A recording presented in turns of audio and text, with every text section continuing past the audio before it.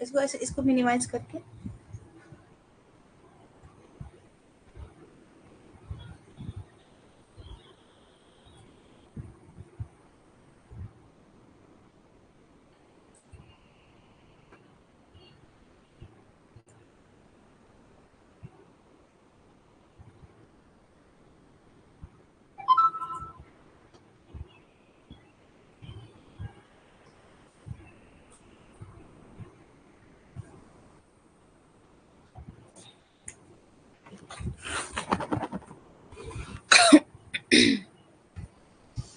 I am continuing my topic.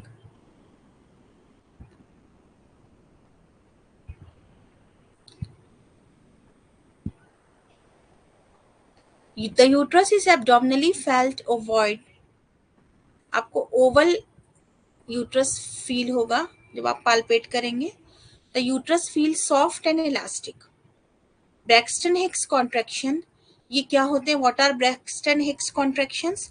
These are the intermittent painless contraction detected by the abdominal examination. जब आप patient के abdomen के ऊपर हाथ रखोगे तो आपको ऐसा लगेगा कि इंटरमिटेंट, कि लगातार रुक रुक के यूट्रस जो है वो कॉन्ट्रैक्ट कर रहा है और पेनलेस है, दर्द नहीं है साथ में उसके. ठीक है. और लेकिन जो यूट्रस का जो लेबर पेन होते हैं जब जो कॉन्ट्रैक्ट करता है तब वो पेनफुल होता है, दर्द के साथ होता है. पर ब्रैक्सटन हिक्स कॉन्ट्रैक्शंस में पेनलेस कॉन्ट्रैक्शंस होते हैं जो कि डिटेक्ट करते हैं हम एब्डोमिनल एग्जामिनेशन से. और ये भी हम जो डिटेक्ट करेंगे ये भी हम सेकेंड ट्राइमेस्टर में करेंगे. आपको एक्टिव फीटल मूवमेंट्स भी फील होंगी. वो कब हमें फील होती है? जब 20 वीक्स की प्रेगनेंसी हो जाती है. एक्सटर्नल बिलॉटमेंट आपको फील होगा 20 वीक्स पर और इंटरनल बिलॉटमेंट 16 to 28 वीक्स पर. ठीक है. क्या होता है एक्सटर्नल बिलॉटमेंट? जब आप पेशेंट के एब्डोमेन के ऊपर हाथ रखोगे और उसको ऐसे ऐसे करके हाथ को हिलाओगे तो आपको अपने हाथ के ऊपर एक कुछ बॉल सी टकराती हुई महसूस होगी. ठीक है. वो है एक्सटर्नल बिलॉटमेंट. और इंटरनली जब विजाइना के थ्रू करते हैं हम फिंगर इंसर्ट करके तो वो उसे इंटरनल बिलॉटमेंट कहते हैं, जो कि 16 to 28 वीक्स में हमको महसूस होता है. Palpation of the fetal parts and palpation of the fetal movements by the obstetrician at 20 weeks. Fetal parts और fetal movements को हम महसूस करते हैं 20 हफ्ते पर. तो आप याद रखना, देखो इसमें ज्यादातर चीजें कब हमें महसूस हो रही हैं? 20 वीक्स पर. ठीक है. Auscultation. Auscultation of fetal heart sound as early as 20 to 24 weeks by Pinard stethoscope. ठीक है. 20 से 24 वीक्स में हमें फीटल हार्ट साउंड सुनने को मिलती है. 20 से 24 वीक्स में हमें foetal heart sound. Auscultation of the funic souffle, जिसको हम फीटल सफल भी कहते हैं. जिस फीटल सफल ये होता क्या है? What is this? This are the due to the rush of blood through the umbilical artery. जब अम्बिलिकल आर्टरी में ब्लड दौड़ता है तो उसके ब्लड के फ्लो की वजह से जो हमें आवाज सुनाई देती है वो उसको हम फीटल या फ्यूनिक सफल कहते हैं. और ये सिंक्रोनस होती है with the fetal heart sound. जब बच्चे के हार्ट साउंड के साथ साथ ये सफल भी हमें सुनाई देती है. जैसे जैसे बच्चे की दिल की धड़कन चलती है वैसे ही फ्यूनिक और फीटल सफल हमें सुनाई देगी. ठीक है. Next is uterine souffle. Uterine souffle क्या होता है? These are the soft blowing and systolic murmurs heard low on at the side of the uterus. ये सॉफ्ट ब्लोइंग मर्मर्स होते हैं जो हमें यूट्रस के इर्द गिर्द सुनाई देते हैं. ये सिंक्रोनस होते हैं विद द मैटरनल पल्स. जब माँ की पल्स आप देखोगे और ऑस्कल्टेशन एक अपना स्टेथोस्कोप को यूट्रस पे लगाएंगे तो जैसे जैसे पल्स आपको महसूस होगी वैसे ही आपको ये सॉफ्ट ब्लोइंग मर्मर्स भी सुनाई देंगे. तो ये यूट्राइन मैटरनल पल्स से ये सिंक्रोनस होते हैं. तो फ्यूनिक सफल, फीटल सफल किसके सिंक्रोनस होते हैं? फीटल हार्ट साउंड के. इंपॉर्टेंट. और जो यूट्राइन सफल्स होते हैं वो किसके सिंक्रोनस होते हैं? मैटरनल पल्स के. फ्यूनिक सफल क्या होता है या फीटल सफल क्या होते हैं? These are the sounds which are heard by due to the rush of the blood through the umbilical artery. ठीक है। और यूट्राइन सफल्स क्या है? These are the soft blowing systolic murmurs होते हैं। आप वही इन्वेस्टिगेशंस आप करवाएं, इन्वेस्टिगेशंस में अल्ट्रासाउंड करवाओगे आप, तो आपको 18 to 20 वीक्स पर हम अल्ट्रासाउंड करवाते हैं, तो आपको वहां पर कोई भी प्लासेंटल लोकलाइजेशन, प्लासेंटा कहाँ लोकलाइज है, सर्वाइकल कैनाल की इंटीग्रिटी देखने को मिलती है, कहीं ऐसा तो नहीं बच्चेदानी का मुंह खुला हुआ है, वो सब आपको रूटीन सोनोग्राफी हम 18 to 20 वीक्स पे करवाते हैं। फीटल ऑर्गन एनाटमी अगर कुछ है तो उसको भी हम देखते हैं, कहीं कोई मालफॉर्मेशन तो नहीं है, फीटल वायबल है या नहीं है। एक्सरे करवाएंगे तो वहां पे बच्चे की स्केलेटल शेडो हमें देखने को मिल जाती है, वो हमें 16 वीक्स पर मिलती है। तो फीटल स्केलेटल शेडो कब देखने को मिलती है हमें? 16 वीक्स पर। Now diagnosis in the third trimester. Third trimester में हम कैसे डायग्नोस करेंगे? वही चीज है, एमेनोरिया परसिस्ट। एमेनोरिया जो है वो अब भी पेशेंट यही कहेगी कि मुझे मेंसेस नहीं हो रहे हैं, और अब पेशेंट कहे ना कहे आप खुद ही डायग्नोस कर लोगे। उसका एब्डोमेन और ज्यादा आपको बढ़ा हुआ मिलेगा, जिसकी वजह से जब पेशेंट का देखिए यूट्रस है, ये यूट्रस है, ये ऊपर की तरफ जब ये इंक्रीज होगा यूट्रस ऐसे, तो यहाँ पर जो डायफ्राम है, डायफ्राम उसके ऊपर ये प्रेशर डालेगा। जब जब यूट्रस जब डायफ्राम के ऊपर प्रेशर डालेगा, तो जिसकी वजह से पेशेंट को प्रेशर सिम्टम्स महसूस होंगे, सांस लेने में दिक्कत होगी, क्योंकि ऊपर की तरफ है ना, ऊपर की तरफ लंग्स होती हैं। अब यूट्रस साइज में बढ़ रहा है, ये देखिए लगातार साइज में बढ़ता चला जा रहा है, तो ये डायफ्राम पर प्रेशर डालेगा। ऊपर क्या मौजूद है यहाँ पर? यहाँ लंग्स मौजूद है, तो ये लंग्स के ऊपर प्रेशर पड़ेगा, जिसकी वजह से पेशेंट को सांस लेने में दिक्कत हो सकती है। ठीक है।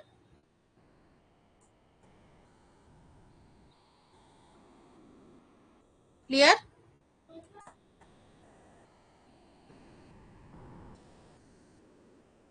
फिर उसको फ्रीक्वेंसी ऑफ मिक्चुरेशन रीअपियर्स हो जाएगी, पेशाब की हाजित फिर बार बार होने लगेगी। अब क्या वजह है बताओ, अब क्यों हो रही है? सेकेंड ट्राइमेस्टर में तो कम हो गई थी, लेकिन थर्ड ट्राइमेस्टर में दोबारा से होने लगी। ये क्योंकि अब बेबी पूरी तरह से डेवलप होने लगा, यूट्रस का साइज बढ़ने लगा, तो फिर ऊपर से वो ब्लैडर पे प्रेशर डाल रहा है, जिसकी वजह से फिर उसको बार बार पेशाब की हाजित होगी। बच्चे की मूवमेंट्स आपको ज्यादा प्रोनाउंस्ड मिलेंगी, अच्छी खासी पेशेंट भी बताएगी, और आप खुद भी जब पेशेंट के यूट्रस पे हाथ रखोगे तो आपको ऐसा लगेगा कि आपके हाथ पे मूवमेंट्स हो रही हैं, आपको महसूस होगी। Appearance of lightning indicates the labor is likely to commence within 6 weeks। और जब उसका जो हेड है जब वो एंगेज हो जाएगा, तो डायफ्राम, अभी देखो डायफ्राम है, ये ऊपर से यूट्रस है, ये यूट्रस आ रहा है ऊपर से, और ये बेबी का ये नीचे की तरफ देखो इस तरह से ये हेड है। अब जब ये हेड नीचे की तरफ इंगेज हो जाएगा ऐसे करके, तो ये डायफ्राम के ऊपर जो प्रेशर पड़ रहा है ये कम हो जाएगा, है ना। तो उसको जो सांस लेने में, यहाँ लंग्स के ऊपर जो प्रेशर पड़ रहा था वो भी कम हो जाएगा, तो जो सांस लेने में दिक्कत हो रही थी उसमें रिलीफ मिलेगा, तो पेशेंट को लाइट लाइट सा महसूस होगा, उसको कहेगी अब मुझे थोड़ा आराम मिला, क्योंकि वो हेड इंगेज हो गया। तो ये लाइटनिंग अगर अपीयर हो गई है, तो इसका मतलब कि लेबर अब विद इन 3 वीक्स में होने वाला है, इसको दर्द शुरू होने वाले हैं। क्लियर? थोड़ा बहुत तो यस और नो तो बताइए आप लोग।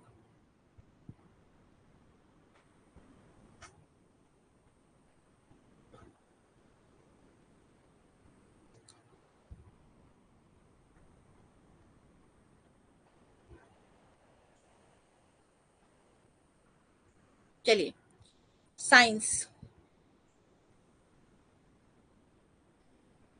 Cutaneous changes are more prominent with increased pigmentation and striae। Cutaneous changes और ज्यादा होने लगेंगे, और उसके पिगमेंटेशन ज्यादा बढ़ जाएंगे। स्ट्रिया ग्रेविडेरम जो भी दिखाया था मैंने पीछे आपको, वो और प्रोमिनेंट हो जाएगा और काला काला सा हो जाएगा। यूट्रस का शेप सिलिंड्रिकल से स्फेरिकल हो जाएगा, यानी पहले तो सिलिंड्रिकल था लेकिन बाद में वो गोल गोल बॉल की तरह स्फेरिकल हो जाएगा। वो कब होगा? Beyond 36 weeks. फंडल हाइट और बढ़ेगी, distance between the umbilicus and the ensiform cartilage, junction of the upper and middle third at 32 weeks। जैसे कि मान लो इधर देखो, ये umbilicus है और ये क्या है? एंसिफॉर्म कार्टिलेज है। और ये देखिए ये क्या है, ये है सिम्फाइसिस प्यूबिस सपोज।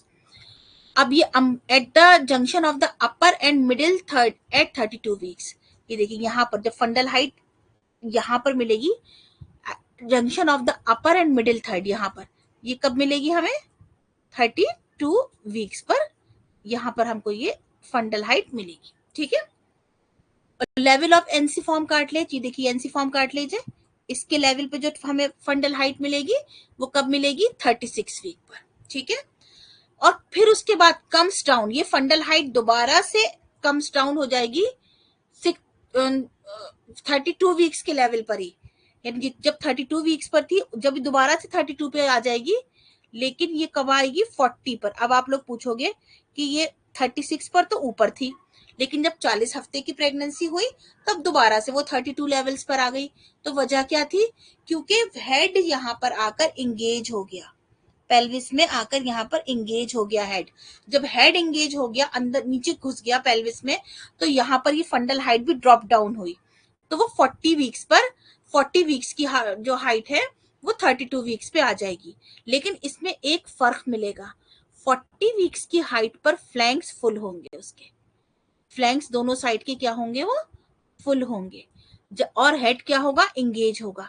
जबकि 32 वीक्स की जब प्रेगनेंसी होगी तो हाइट तो बराबर मिलेगी हमें फंडल, लेकिन फ्लैंक्स फुल नहीं होंगे और हेड भी इंगेज नहीं होगा।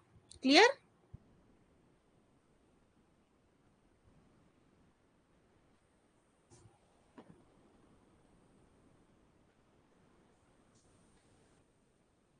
सिम्फाइसिस फंडल हाइट हम वैसे ही देखते हैं, सिम्फाइसिस से ही समझ में आ रहा है, that is the distance between the upper border of symphysis pubis up to the शेख, क्या नाम है, शेख शहनाज बेगम। आप कहाँ से हैं? आप तो यस नहीं बोलती हैं, आप हाँ बोलती हैं। हाँ, किस साइड से हैं आप? चलिए, distance between the upper border of the symphysis pubis up to the point marked is measured in centimeter। upper border of ये symphysis pubis है ये, ठीक है, और जहां तक हाइट आपको मिल रही है up to the point mark, तो ये यहां तक, तो इसको हम जो है सेंटीमीटर में मेजर करते हैं। After 24 weeks, the symphysis fundal height in centimeter correspond to the number of weeks up to 36 weeks। Braxton Hicks contraction और प्रोमिनेंट हो जाएंगे, फीटल मूवमेंट्स आप इजीली फेल्ट कर सकते हैं। अभी जो मैंने आपको वही बात बताई जो पीछे, कि हेड फ्लोट करेगा और फ्लैंक्स फुल नहीं होंगे, वो कब होंगे, 32 वीक्स पर। जिसमें हेड इंगेज करेगा और फ्लैंक्स फुल होंगे, वो कब होंगे, 40 वीक्स पर। ठीक है,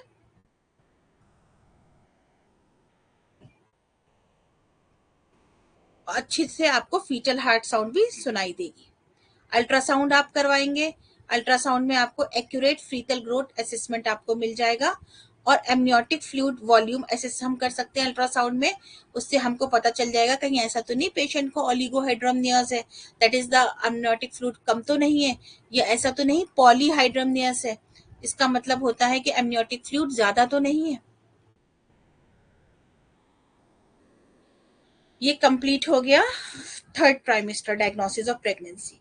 अभी कुछ इंपॉर्टेंट पॉइंट्स हैं जो मैंने अलग से लिखे थे आप लोगों के लिए। ये कुछ कंडीशंस है, इसी तरह के देखिए पेपर में क्वेश्चंस आते हैं कि fetal heart sound is not audible in the following condition. ये कुछ कंडीशंस हैं जिसमें फीटल हार्ट साउंड आपको सुनाई नहीं देगी। मैटरनल ओबेसिटी, अगर माँ मोटी है तो उसका फैट इतना ज्यादा उसके पेट पर होगा कि आपको बेबी की हार्ट साउंड नहीं सुनाई देगी। पॉलीहाइड्रोमनियस, एमनियोटिक फ्लूइड अगर ज्यादा है जब भी सुनाई नहीं देगी। ऑक्सीपिटो पोस्टीरियर पोजीशन, बेबी की अगर जो हेड की पोजीशन है वो ऑक्सीपिटो पोस्टीरियर है, जब भी आपको फीटल हार्ट साउंड सुनाई नहीं देगी। और इंट्रा यूट्राइन डेथ, अगर यूट्रस पे ही बच्चा बेबी अंदर ही मर गया, जब भी आपको फीटल हार्ट साउंड सुनाई नहीं देगी। तो आप ये 4 पॉइंट्स याद रखना।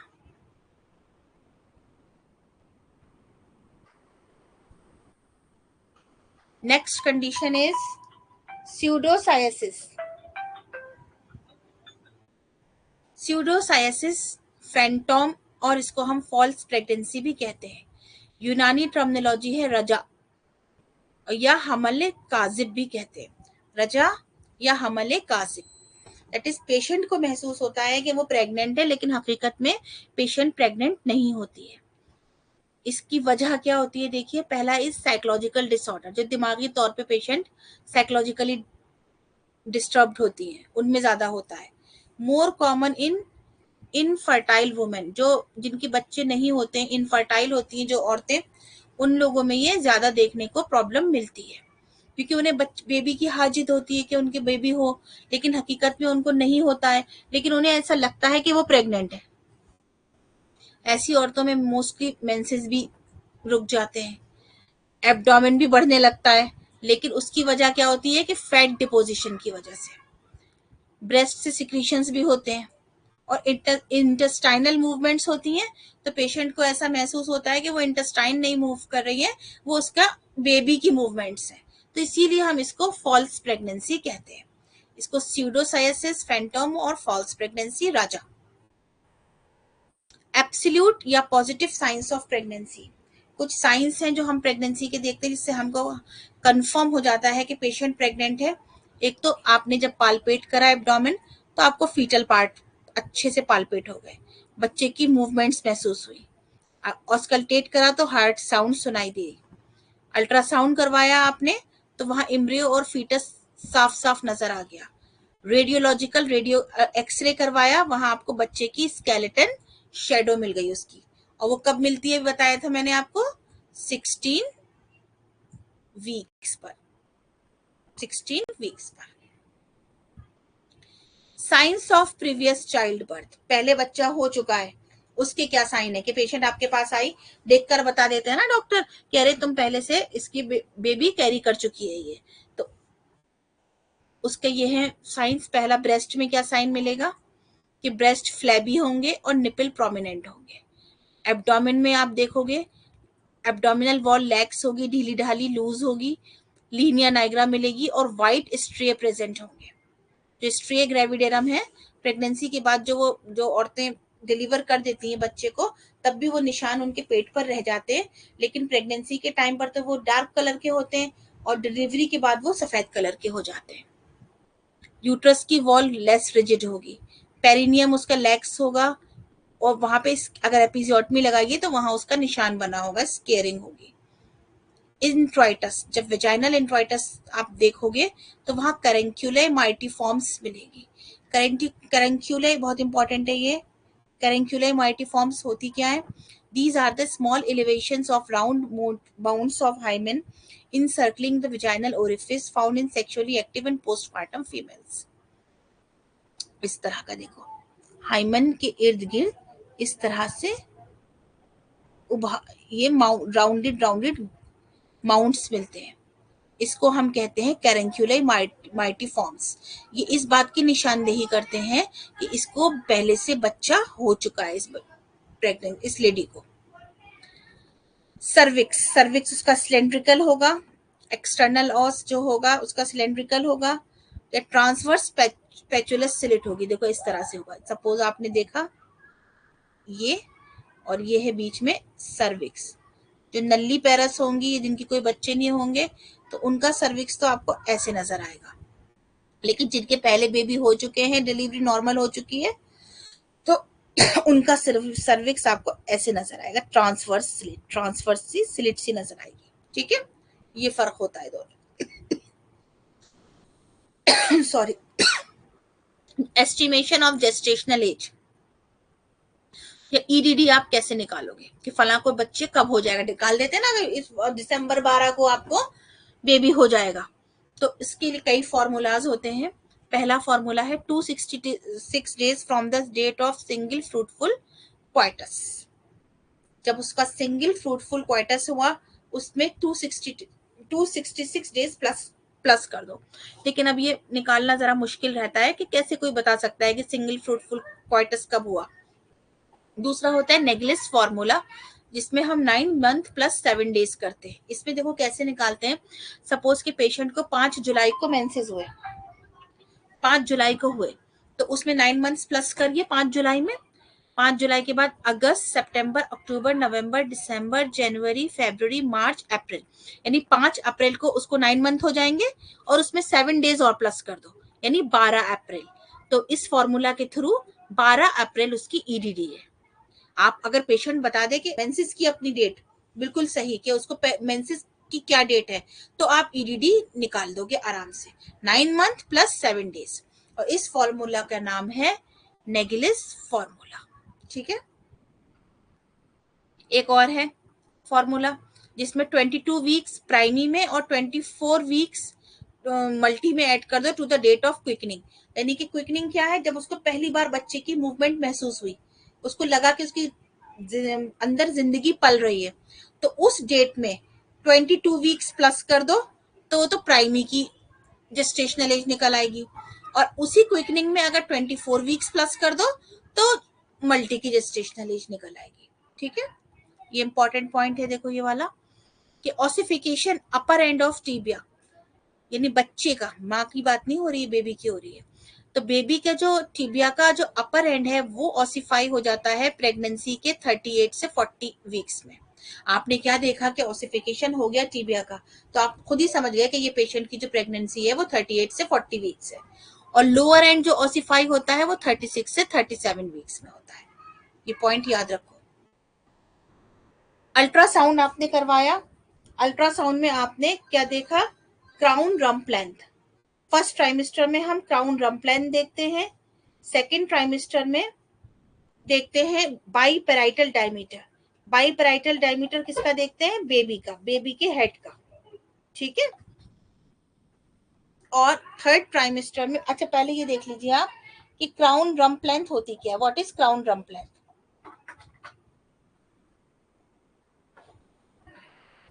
It is the measurement of the length of human embryos and fetuses from the top of the head to the bottom of the buttocks। बच्चे के टॉप्स के हेड के टॉप से लेकर उसके बॉटम, बटक्स के बॉटम तक जो लेंथ होती है वो क्राउन रम्प लेंथ होती है। तो फर्स्ट ट्राइमेस्टर में हम क्राउन रम्प लेंथ देखते हैं, सेकेंड ट्राइमेस्टर में बेबी के हेड का बाई पेराइटल डायमीटर देखते हैं, थर्ड ट्राइमेस्टर में 36 वीक से अगर पहले की प्रेगनेंसी है तो by parietal diameter, abdominal circumference और फीमर लेंथ देखते हैं। ठीक है। और 36 वीक्स के बाद की प्रेगनेंसी है तो उसमें हेड सरकमफ्रेंस, एब्डोमिनल सरकमफ्रेंस और फीमर लेंथ देखते हैं। याद की पॉइंट्स याद रखने वाले हैं। फीटल वेट कैसे निकालेंगे, इसका जो फॉर्मूला है, मान लो पेपर में आ गया कि कौन से फॉर्मूला के थ्रू फीटल वेट निकाला जाता है, तो आप ये देखो कौन सा फॉर्मूला है, ये जॉनसन्स फॉर्मूला। इस फॉर्मूला में हम कैसे निकालेंगे, दो तरह से देखते हैं। वेट इन ग्राम, सिम्फाइसिस फंडल हाइट SFH से 11 माइनस कर दो और उसे 155 से मल्टीप्लाई कर दो तो बेबी का वेट निकल आएगा। या अगर आपने क्या देखा कि बच्चे का सर इस्चियल स्पाइन से ऊपर की तरफ है तो उसका फॉर्मूला ये है कि सिम्फाइसिस फंडल हाइट में से 12 माइनस कर दो, जो आंसर आए उसे 155 से मल्टीप्लाई कर दो, तो अब बेबी का वेट जो है वो आपको पता चल जाएगा। ठीक है। तो डायग्नोसिस ऑफ प्रेगनेंसी पूरा कवर कर दिया मैंने आपको, ये कंप्लीट हो गई है टॉपिक। तो अब आप लोग बताइए अपना, मुझे अब आप ये बताएं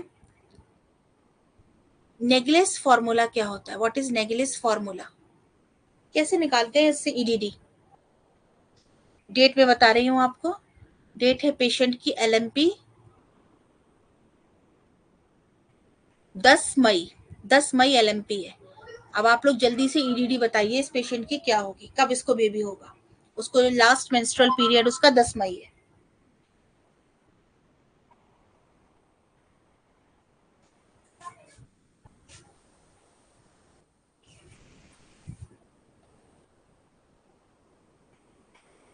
टेन मई है LMP। ईडीडी बताइए नेगलेस फॉर्मूला के थ्रू।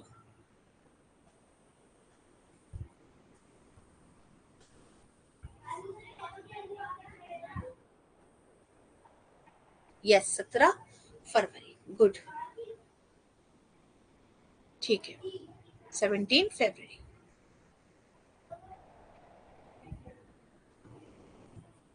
फीटल स्केलेटल शेडो हमें एक्सरे में कब देखने को मिलती है? When the foetal skeletal shadow is visible on X ray. Farisa जनवरी 14 कैसे होगी?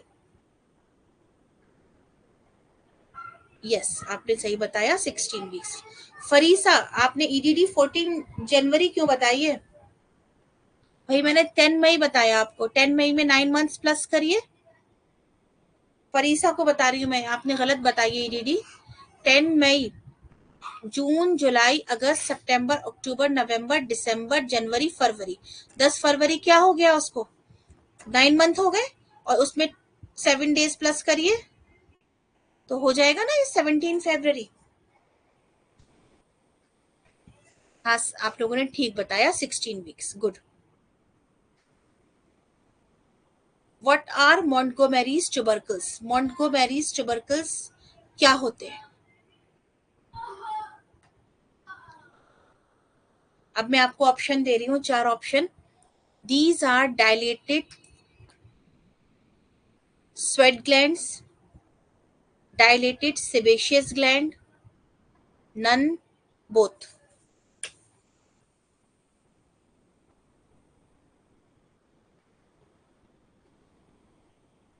Yes, these are the, yes, ठीक है, these are the dilated sebaceous gland. Good.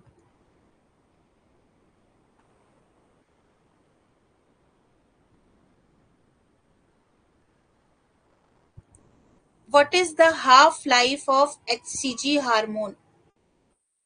What is the half life of HCG hormone?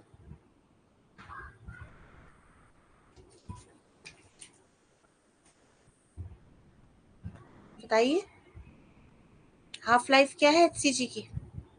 Yes, it is. Yes.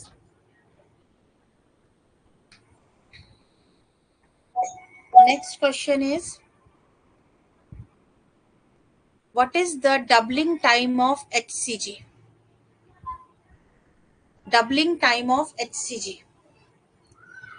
5 days, second 10 days, 2 days, none.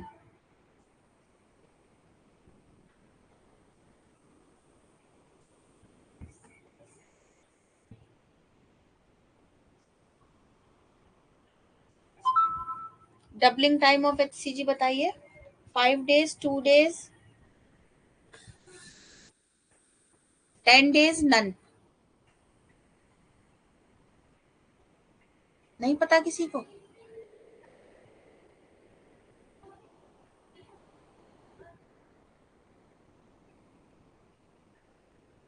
Two days, हर 2 दिन के बाद HCG की जो मिकदार है वो body में डबल हो जाती है। ठीक है।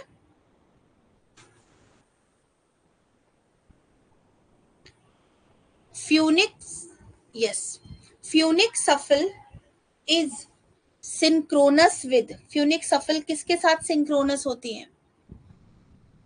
Maternal pulse, fetal heart sound, nothing, none, both. Funic shuffle is synchronous with maternal pulse, fetal heart sound. Yes, it is correct.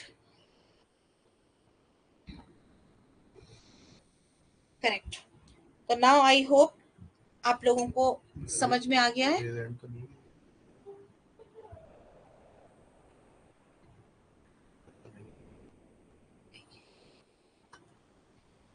कुछ पूछना है आपको तो आप लोग पूछ सकते हैं।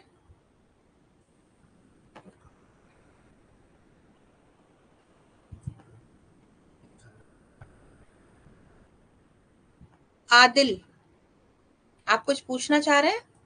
मैसेज करिए।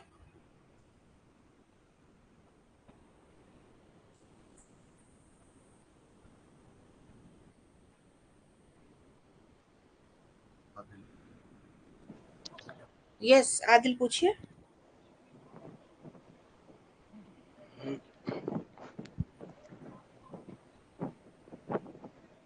हेलो,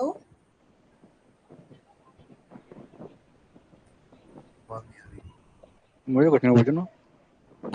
आपने हैंड रेज किया था।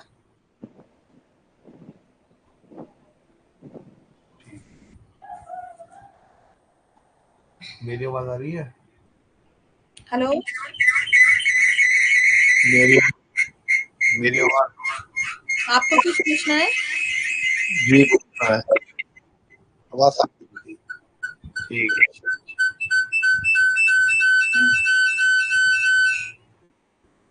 छोड़ इसको, रूम से करिए। Okay, next. अब आपकी कल इंशाल्लाह उमूर तबैया की डेमो क्लास होगी 9 बजे।